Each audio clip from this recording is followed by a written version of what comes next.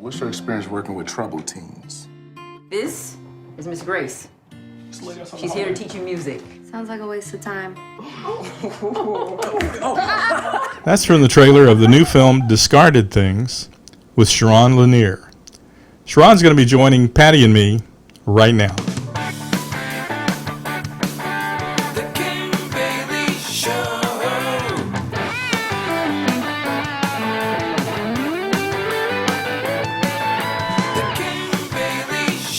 Hey, it is the Ken Bailey Show. I'm your host, Ken Bailey, with Patty Tuo Bailey.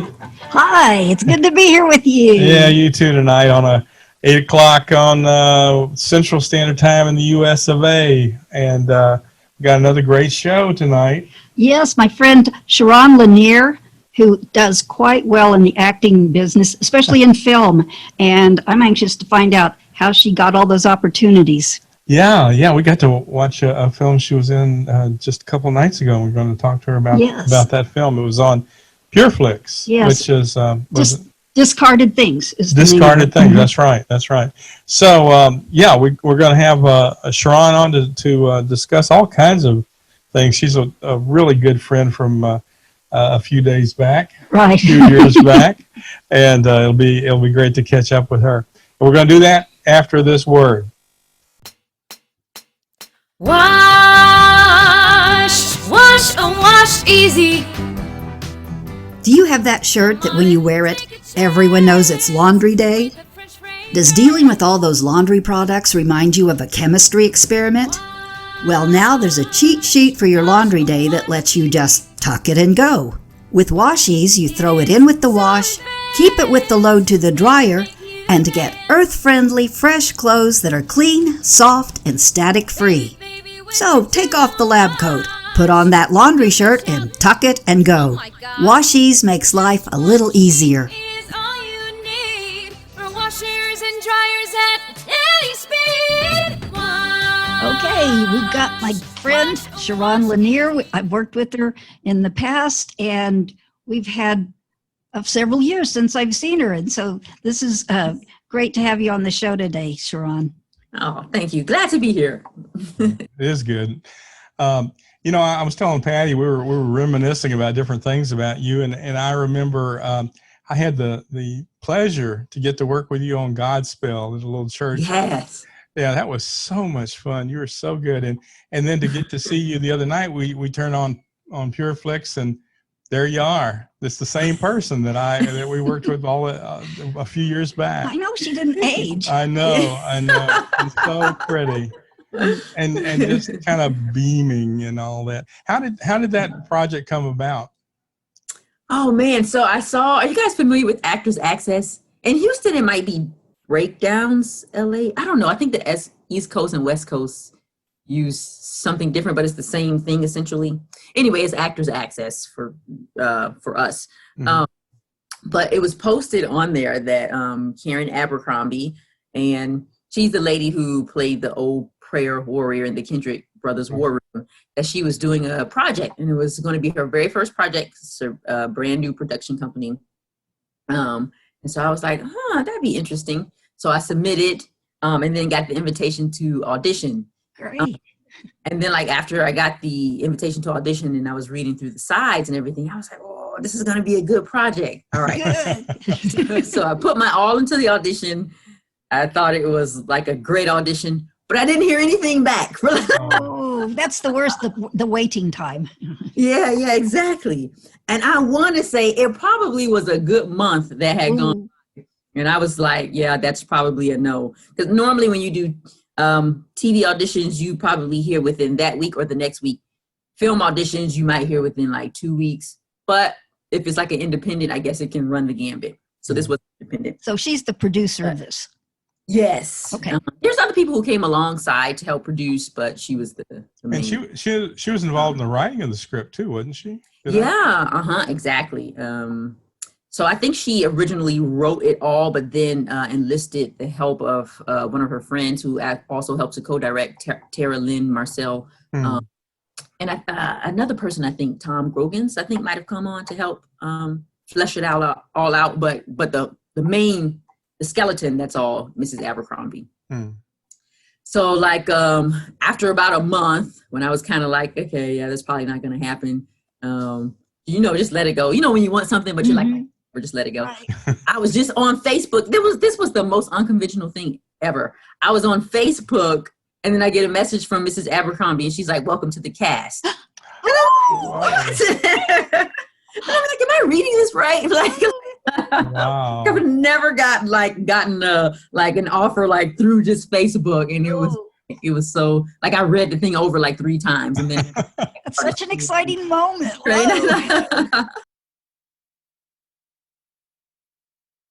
We just love the show. So, and hey guys out there, if you get a chance to go to Pure Flix, and it's called what's the title, Patty? Discarded Things. Discarded Things, and you'll really be blessed. Sharon has a really good role in it too. She does, and yeah, and there's a couple of twists and turns. But it wasn't. We were kind of surprised a couple of times. We thought we had a couple of things figured out, and then it was like, oh no, wait. I love that. No spoiling stuff. Well, I didn't say what they were. I just said that yeah, there's a couple of twists and turns. Because we're like, it didn't. Okay. Yeah. So it's funny because even reading the script, still watching it, I was still like really like engaged. Like I've already watched it like 2.5 times. The other half, my husband came in and I was like, I'm turning it off. But 2.5 times, because I'm like, it's really good. It's really inspirational and just. Yeah. Was there a premiere that you got to go to? No. Oh. COVID. Oh, man. Yeah. Oh, that's so all of that was in the works, and we were getting really pushed hard. She had some cities lined up where we were getting ready to go to the different cities and do like screenings, but then there was going to be a premiere for the cast. Oh. I want to say it was 1 or 2 weeks before the first city when COVID kind of shut down everything. So goodness. Now, when you do the on location, do you have to provide your own transportation and where you're staying, or do they take care of that because you're the big star? Yeah. So every production is different. But in this particular case, they did take care of transportation and housing. Wonderful. The other thing, was that all you? Yeah, transportation and housing. I don't know why I'm thinking of this. There's something else, but. And then how long was the shoot? Craft services. That's what I'm always interested in. There is an interesting thing about craft services that I actually learned on this particular shoot. Now, I was TV film for a while, but I never knew this. Do you know why craft services is called craft services? I don't. It's because the food is for all the different crafts. Okay. Sound that is there. You have the cameramen, you have the actors. So you have different titles, makeup, costume. They're all part of the craft. So that's wonderful. Because I wondered if it had something to do with cheese or. What we'll move on to a couple other things, but I'm so fascinated by this. This is so fresh in our minds, having just watched it. What was there a day of shooting that was particularly challenging? Something happened that really... Yes. And to answer your question, Patty, so we shot over. It was about a 2-week period, I believe. My character was only needed for a week, and then I came back the second week just to pick up a day or two. The most difficult day for me was the first day.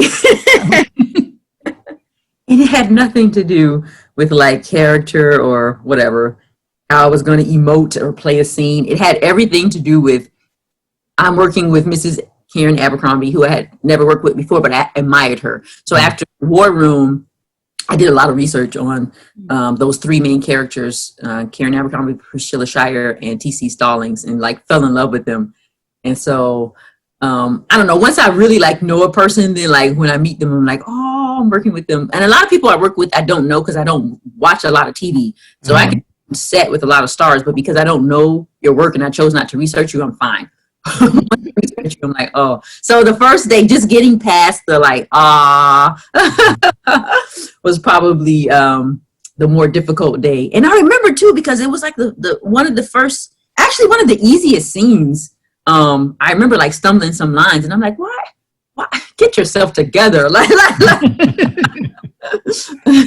But after moving past that, and it only took like that first scene that we shot to get past it, I was pretty good. Did you did she give you any advice or anything that you'll take on with you beyond the project, besides the friendship or the experience? I don't know about any direct advice, but like talking with her and working with her, I guess reconfirming like the importance of integrity in this business, and the importance of being able to turn down roles that you know won't do anything for anybody or that'll really bring people down. So we've had conversations about that. That's probably a key thing. And I don't know, I guess just the encouragement to keep going. And I say for people who want to do faith-based films, and I think we kind of have had the same road, I should say, in that respect, because I remember us having a conversation about how it was so hard for her to break into the faith-based industry, and definitely hard for me to break in. I remember, I couldn't even get a pinky toe in.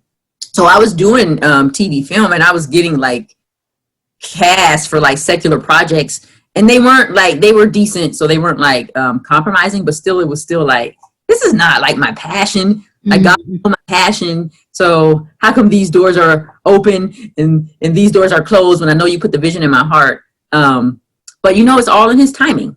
And so just being able to stay focused, keep surrendering to Him, and just know that in the end, the doors will open when He says it's time for them to open. Now, do you have an agent, or do you just search these out yourself? Yeah, both. I know it's interesting. So I have an agent in the Southeast, and I also just picked up an agent in Florida right at the end of last year. COVID hit, so I haven't done much with her. But and then a faith-based agent, but she's great. So anybody in the faith-based industry who wants to really do more faith-based projects, the name of that agent is Treasure Coast Talent, and her name is Jean Wanger. So Treasure Coast Talent, Jean Wanger.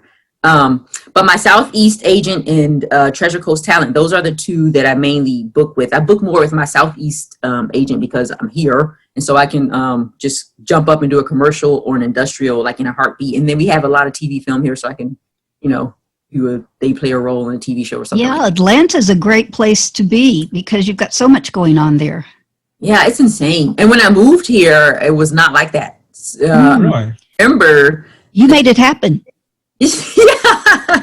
Sharon's here. We can go now. I know. So you and Tyler hit the Starbucks about once a week, or you see? Yeah, like all the time.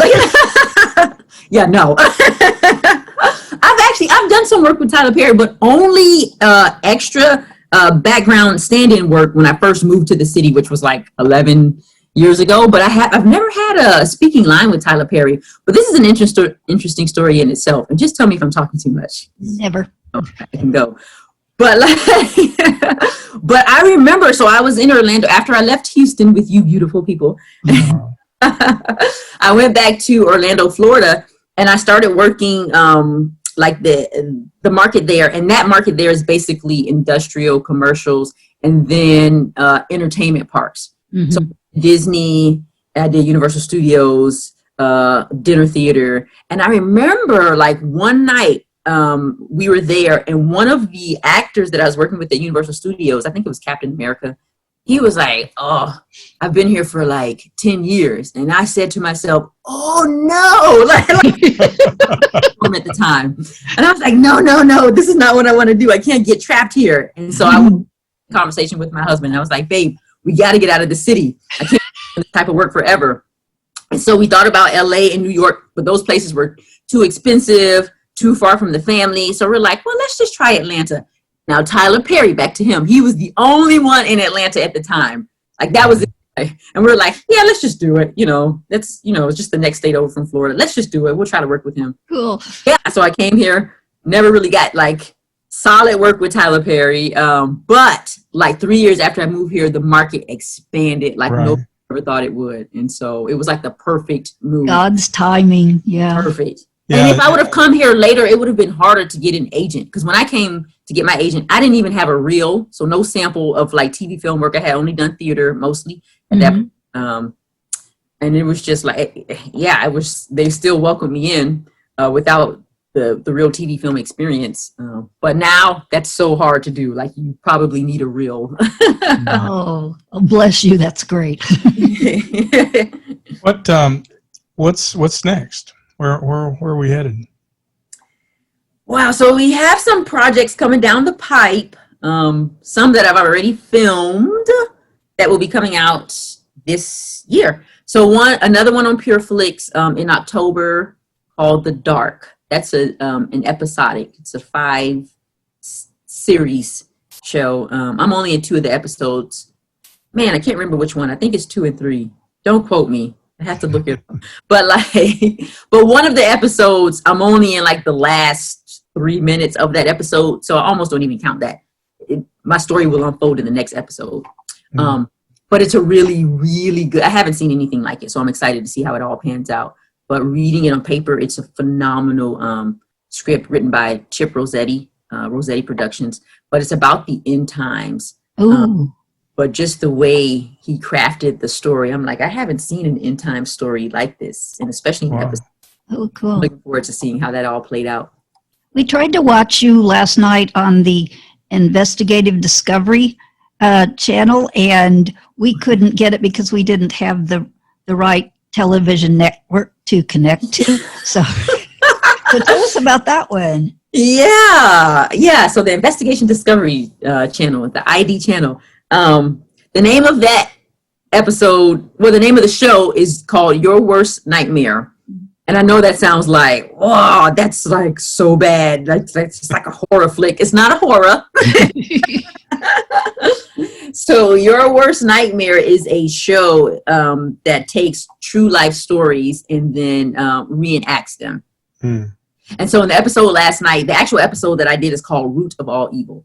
And so in that episode, I play the main character, Sheila Dates, who she's pretty much best friends with her adult daughter, and then tragedy strikes. So in the episode, you watch like what happens and, if they overcome the situation or not. I don't want to give away the storyline. Sure, right. Basically what it was. And it's funny, Patty, because I put on my Facebook, yeah, we're going to watch the show tonight. But then I didn't even have the channel. So I was like, no. I know, we were trying to say, we could get there. We just couldn't, it had a little key symbol and we couldn't watch it because the key. We have a Amazon Fire Stick and it just didn't allow it. So yeah, you have to have the subscription to be able to unlock that key. So I realized that. So people are commenting on Facebook while the thing is playing and I'm like, I can't watch it. So then a good friend of mine, she was like, you know what? I'll lend you my password. So I got to watch it.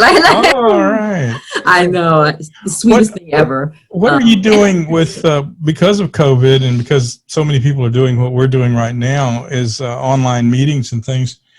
Have you done any acting online? Yeah. Yeah. I know. This is crazy. It's such a new thing that we have going on that I guess could be beneficial. Like I'm kind of resisting it, but at the same time, it's helpful because you don't have to drive out and your schedule doesn't have to be as tight. But I just finished up the project a couple of weeks ago with the Alliance Theater, which is a big equity house here in Atlanta. And I actually had stopped doing, I probably haven't done theater in a decade or whatever. But this particular project is called Sit In, and it's basically about standing up for your rights. So when they invited me to audition, I had that thought. I was like, it's been 10 years, but I was like, you know what? I think it's time to step back into theater. Let's do it. So I did, got the part. I was happy to go back on stage. And then COVID. COVID. And no equity theater is working now. Right. So what they did, which I think was phenomenal, and it's a kid's show. So what they did was they decided to turn it into an animation project. Oh. Oh, I know. And so we did all the rehearsals online, Zoom, and then we went into the studio a couple of weeks ago to lay down the final tracks. And so now it's in post-production. So that should be coming out really soon. And it's a really, really awesome story. I know it's for the younger audience, but I think the adults will benefit as well. Just talking about standing up for your rights. So it stems from the sit-in movement from the 60s, those lunch counters, Right. you know, when African Americans had to fight, you know, and so it stems from that. But it takes it and twists it into where young kids nowadays can take that principle and apply it to whatever they know is right. Oh, I think that's so great because Ken and I were in the 60s when everything was happening, and we've seen all the change that came from that and thought, oh, it's all over. And like you and I were friends, and I didn't think anything about it, and I didn't ever, from my white privileged place in life, never thought that you were having a rough life because it was all over in the 60s. And we're finding out that's not true, that today it's just as evident. So what's it like in your life today, and how are you dealing with these things? Yeah, I mean, I think there's always these little, I guess, subtleties that, I mean, I guess I can't say every African American would come across, but probably does. And we're learning that because we're just ignorant of that. You know, we think, oh, we're cool. These are our friends. We hang out with them, and we don't realize that you've got an internal struggle. Yeah. I mean, I could even throw it back to like just being in the industry, just to keep it simple. So like, we may go on set and like everybody's getting their hair and makeup done, and we are too, but it's like the hair person doesn't know how to deal with ethnic hair. Exactly. So it's like just little things like that, and it's like, you know, I think we could do better in that department. But yeah, I mean, I don't know. I feel like my husband or like my male cousins have experienced a lot more than I have as a female. Just, you know, I don't know, you know, I don't really know what it is. I think it's crazy.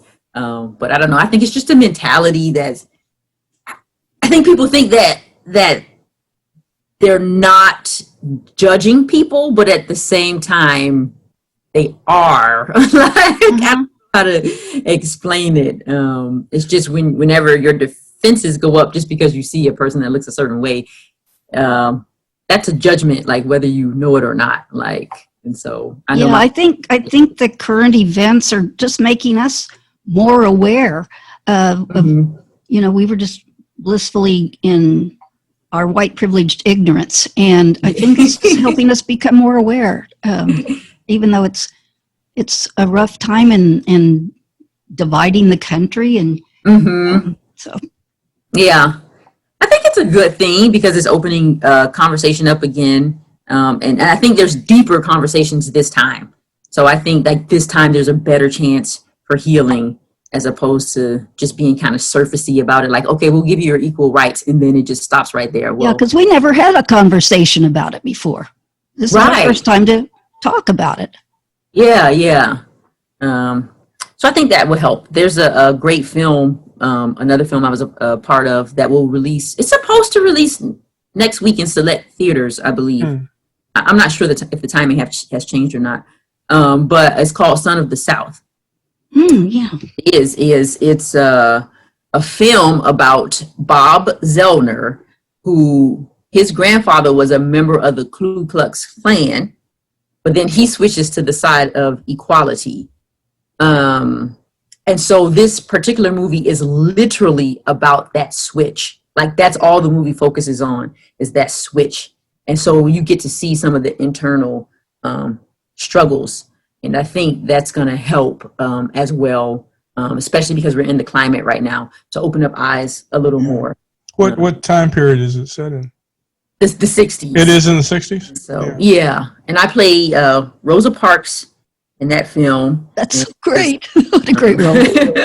Executive produced by Spike Lee and directed by Barry Alexander Brown. Oh, Lord. That's fantastic. You got that role. Wow. That's really exciting.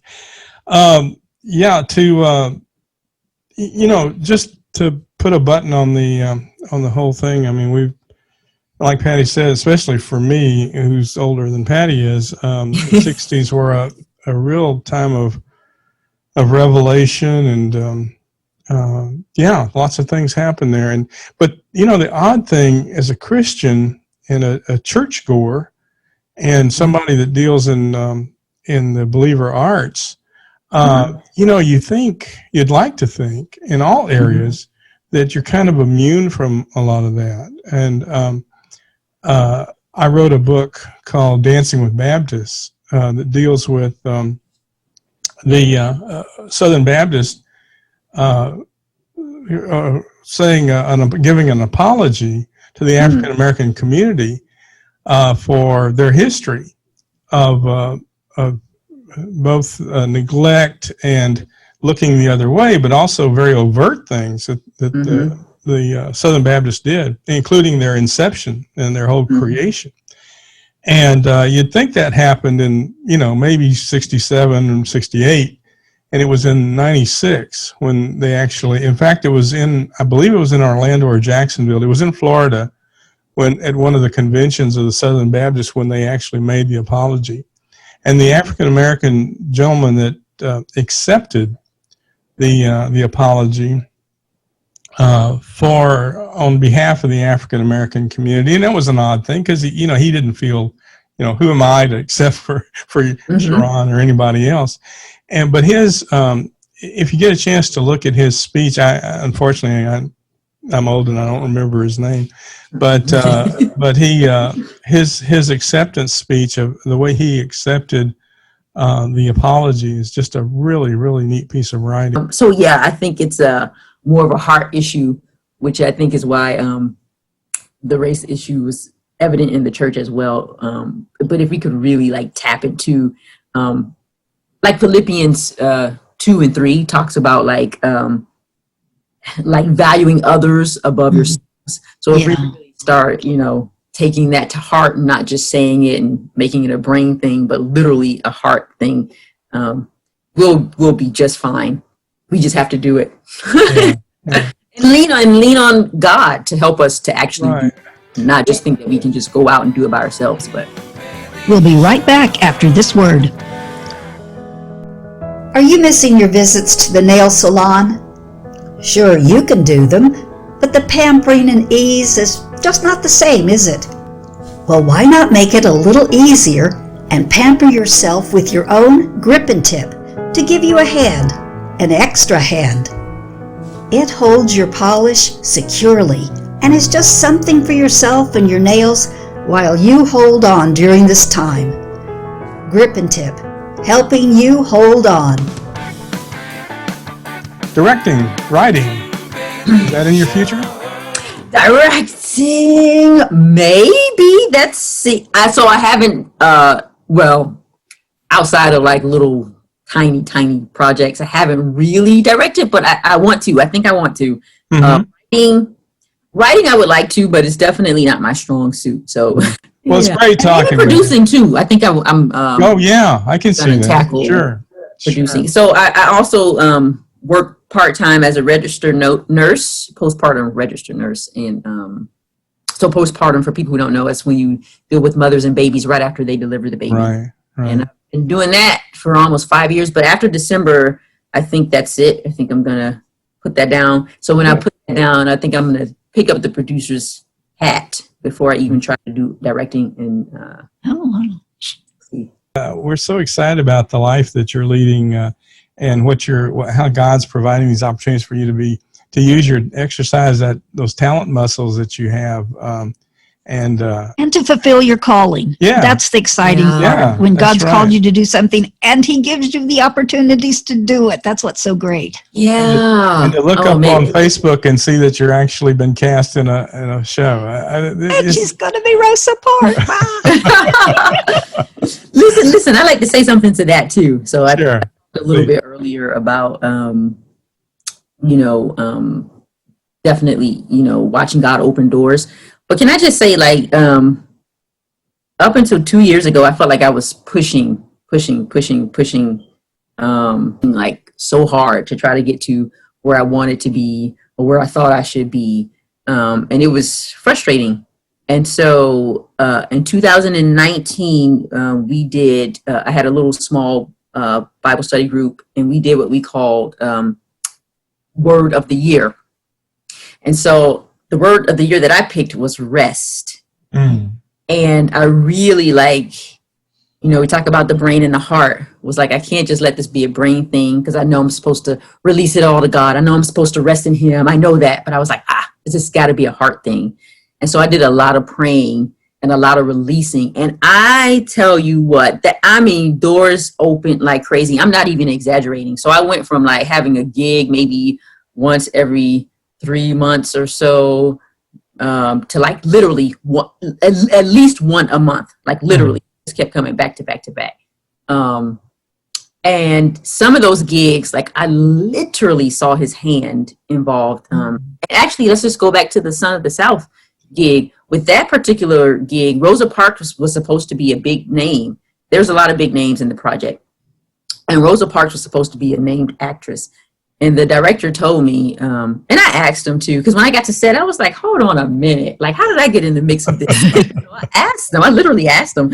I was like, so Barry, how did you pick me to play Rosa Parks? He was like, oh, your audition was great. I was like, I kind of know the business. I'm like, I don't know. And he's like, okay, I'll tell you the truth. So he said the big name was attached to play Rosa Parks. But then her schedule wouldn't allow for it, so they had to search more locally. We shot in Montgomery, and Atlanta is kind of local to Montgomery, so that's how I got it. And he was like, and to be honest, on top of that, your name came in at the bottom of a long list. I was going through, watching auditions, and he was like, oh, they're okay. But he said, I got to you, and he was like, that's her, cast her. So listen, so they cast me, and then 2 days later, so no contract had gone out. This was all word of mouth. Like they like offered me the position through email or whatever and phone, but no official documents. So 2 days later, after all that went down, the big name came back and said, I cleared my schedule. I can do it. And he was like, that's okay. We have somebody now. Now, here's the significance in that. If you know a lot about TV film, they recast people all the time. You can literally be on set in like your wardrobe trailer, and they'll come up to you and be like, we're going a different way. They'll still pay you because at that point you signed the contract and you're there, but you're cut out of the episode or the movie or whatever it is. So to me, like that big name coming back and him saying, no, I'm still going to stick with Sharon. I was like, that is a God thing. Oh, yeah. God thing. Like there's no way I could even like make that happen. And I have so much respect for that director too, for following that too. Yeah, that's great integrity on the director's part. Wow. Yeah. Wow. Yeah. What a story. Little things like that. There's so many other stories I could tell, but just stuff like that. And so it all just goes back to rest. And in Psalms 127, it talks about, it says, in vain you rise early and stay up late, toiling for food to eat, but He grants sleep to those He loves. Just rest. Yeah.